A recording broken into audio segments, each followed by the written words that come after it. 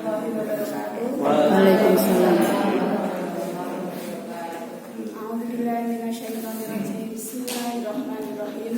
Wassalatu wassalamu ala asrofil anbiya'i wal mursalin wa ala alihi wa sahbihi ajma'in, amma ba'du. Kepada Bapak Ibu guru dan karyawan yang saya hormati, pada kesempatan pagi hari ini, sebelum saya menyampaikan sedikit kultur, marilah pertama-tama kita panjatkan puji syukur kita kehadirat Allah Subhanahu wa Ta'ala yang mana telah melimpahkan rahmat beserta hidayahnya kepada kita semua, sehingga pada pagi hari ini kita masih bisa berkumpul bersama di ruangan ini untuk melaksanakan tadarus dan juga untuk saya untuk bisa berkumpul di sini juga. Tak lupa salawat beserta salam semoga senantiasa tercurahkan kepada Nabi kita Muhammad SAW, yang mana kita nantikan syafaatnya di yaumul qiyamah nanti. Allahumma amin.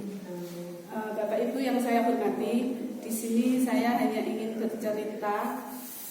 Jadi mungkin nanti dari cerita yang pernah saya baca ini kita bisa mengambil hikmahnya. Jadi di sini saya akan bercerita tentang kisah sepotong roti, bukan cinta dalam sepotong roti. Kalau dulu kan ada film Cinta dalam Sepotong Roti, yang kalau tidak salah itu aktornya Tio Pakusadewo. Ini adalah kisah dalam sepotong roti. Jadi di sini dikisahkan ada seorang ibu yang setiap hari itu membuat roti untuk makanan sehari-hari buat keluarganya. Kemudian ibu tersebut selain membuat roti untuk keluarganya, dia juga membuat sebagian untuk disedekahkan, diberikan kepada siapa saja yang mau atau yang berkenan mengambil, dengan cara ditempatkan di depan jendela rumahnya. Dan itu dilaksanakan hampir setiap hari. Di antara yang mengambil roti yang telah disediakan itu ada seorang laki-laki bungkuk yang setiap habis mengambil itu selalu berkata, sifat burukmu akan bersamamu dan sifat baikmu akan kembali kepadamu.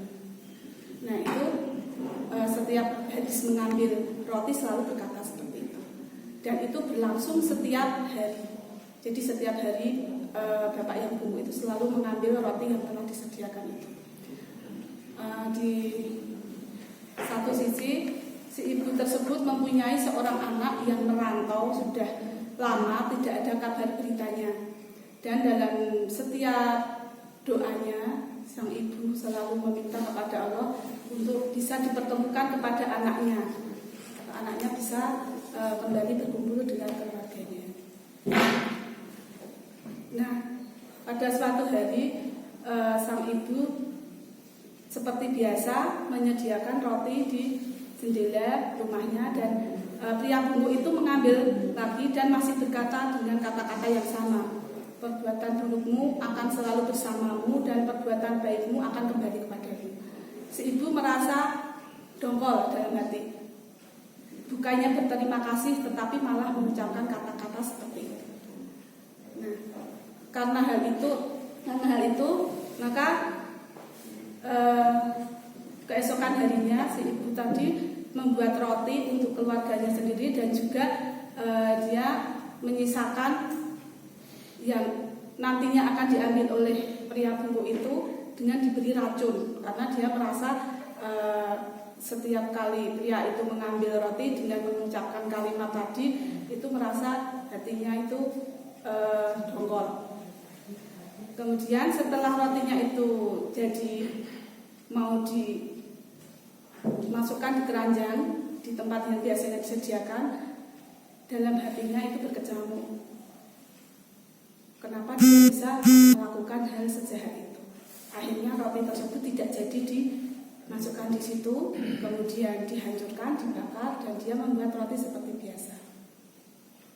Nah, siang harinya pria bungkuk tadi mengambil dan masih berkata dengan kalimat yang sama tadi, perbuatan burukmu akan bersamamu dan perbuatan baikmu akan kembali kepadamu. Pada pada malam harinya pintu rumah itu tersebut diketuk oleh seseorang, dan ternyata setelah dibuka itu adalah anaknya yang sudah lama sekali tidak ada kabar beritanya itu. Ibu tersebut sangat bahagia sekali, tetapi satu sisi dia juga merasa sedih karena melihat kondisi anaknya yang kurus dan seperti tidak terawat. Kemudian setelah anaknya tersebut masuk ke dalam rumah, si anak bercerita bahwasanya dia dalam rantau itu menderita. Kemudian tadi sebelum sampai di rumah atau jaraknya masih jauh dari rumah itu dia kelaparan sampai pingsan, kemudian ditolong oleh seorang lelaki bungkuk dan diberikan sebuah roti. Kemudian dia makan roti itu sehingga dia mempunyai kekuatan untuk pulang. Si ibu merasa kaget dan merasa tertampar, dan dia berpikir seandainya tadi racun itu yang sudah diberikan dalam roti itu dibawa pria bungkuk tadi, sudah tidak mungkin, bukan tidak mungkin bahwasanya nanti racun itu yang dimakan oleh anaknya. Dari situ ibunya kemudian memohon ampun kepada Allah dan juga merasa bersyukur, dan baru menyadari kalimat yang dikatakan oleh pria bungkuk tersebut, bahwasanya itu tadi, perbuatan burukmu akan bersamamu dan perbuatan baikmu akan kembali kepadamu. Nah, dari sini mungkin kita bisa mengambil hikmahnya bahwasanya dalam kita berbuat baik itu kita tidak perlu memandang mungkin dia dengan keyakinan kita berbeda atau dengan kasta yang berbeda, tetapi kita harus berbuat baik itu kepada siapa saja. Karena ketika kita ikhlas dalam melakukan kebaikan, maka Allah pun juga akan membalas kebaikan itu dengan mungkin yang lebih baik dan lebih banyak lagi. Mungkin saat kita melakukan kebaikan itu kita mengharapkan pahala, tetapi tidak hanya pahala yang akan kita dapat, karena mungkin di dunia pun kita juga akan mendapatkan perlakuan yang sama dari kebaikan yang telah kita berikan. Jadi seperti dalam hadis nah dikatakan, yaitu khairun nasi anfa'uhum linnas, sebaik-baik manusia adalah manusia yang bermanfaat untuk orang lain. Jadi ketika kita membantu itu tidak hanya dalam berupa materi, karena kadang-kadang kita merasa membantu orang lain itu kalau kita sudah bisa memberikan materi, tapi kita membantu itu bisa dalam bentuk mungkin materi, mungkin dari ilmu, mungkin dari pikiran kita, atau bahkan dengan doa kita bisa membantu orang lain.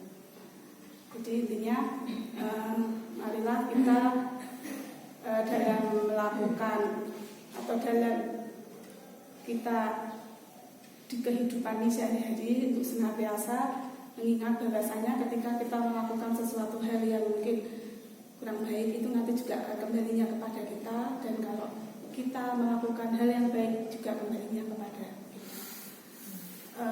Mungkin itu yang bisa saya sampaikan dari sekelumit cerita tersebut.